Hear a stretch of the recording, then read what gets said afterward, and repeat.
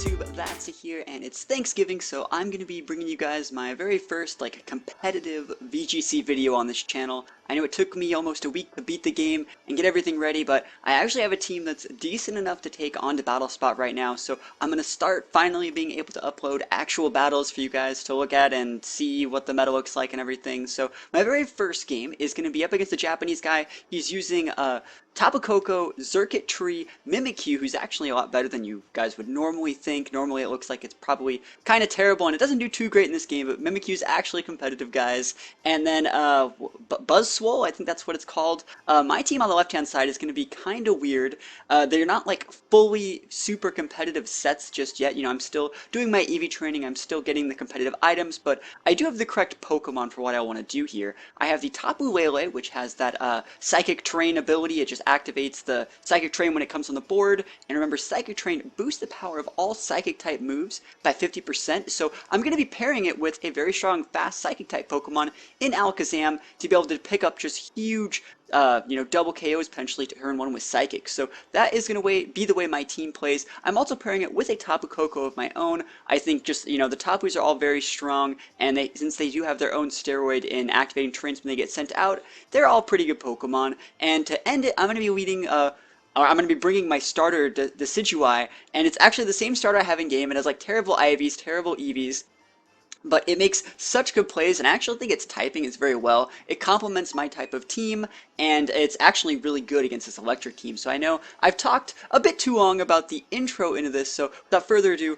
we're just going to hop right into it, get right into the battle, and show you guys how I like to play with this Tapu Lele Alakazam lead. I think it's a very, very strong lead. Like I said, it's very fast, and once I get my sets a bit more competitive, it's going to be even better. So we're leading off against Tapu Koko and Zerkit Tree, and remember the way abilities activate, the faster Pokemon activate first, leaving my Tapu Lele's Psychic Surge to activate second. So he has a very aggressive, electric type of lead, and I'm gonna negate that with my Psychic lead, and I should have the advantage here depending on what item the Zerkit Tree's holding. So he doesn't want to test those waters. He's gonna withdraw turn 1 and go into Mimikyu. Remember, Mimikyu has the Disguise ability, pretty much letting it take an attack at full HP one time. So you're gonna see his Tapu Koko Volt switches here, and that's actually very smart, letting him being able to reactivate his whole electric combo whenever he wants is a pretty good turn 1. It's very defensive. So I'm going to pop a Psychic on what was the Zerkit Tree slot. I know that thing has huge special attacks, so I'm going to activate the Mimikyu's Disguise. You see it's going to fall over right here, and that's going to make, so the next attack is actually going to be able to hit it. So I'm going to follow it up with a Life Orb Psychic Surge boosted Psychic for my Tapu Lele. It's going to be super strong. This thing one-shots like everything. It's just so freaking strong. It's definitely one of my favorite legendaries. So he's going to send his Tapu Koko back out here, going to reactivate his Electro Surge, and now my boost that I get from the Psychic Terrain is now gone, so now I gotta kinda pretty much, I can't one-shot things anymore. My one-shot mechanic is now gone, and he's going to follow that up with a super fast Dazzling Gleam. Doesn't really KO anything, but I will be able to retaliate with a Psychic up onto his Buzzswole. Remember, that is a bug fighting type, so it still will go down even though I don't have the boost from Psychic Terrain. And I'm going to go again for a Psychic onto the Tapu Koko, which you see it almost KOs, and if it wasn't Psychic Terrain, it definitely would have KO'd. So he's down to his last Pokemon. It's going to be Zerkit Tree coming back out here. This thing isn't very fast, but its most common item is a Choice Scarf. Choice Scarf Circuitry is pretty meta, and since he does have the Electric Train on the board, it's just going to deal a ton of damage.